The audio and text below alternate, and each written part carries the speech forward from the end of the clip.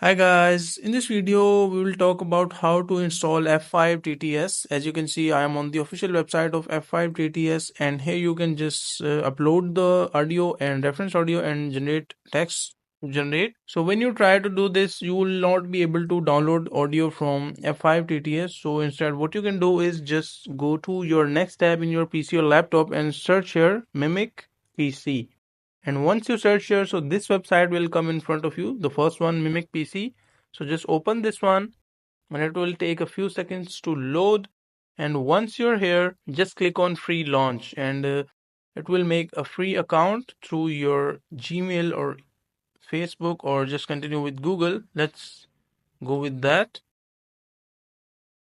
So complete the sign up or sign in process, and after that, once you're here on this home section, just confirm or skip it, it doesn't really matter. And from here you can see all the apps. So from this app section, just scroll down and find F5-TTS. As you can see, it is available along with many other apps like Focus, Auto, and Phase Fusion, Audiocraft, Chat, TTS.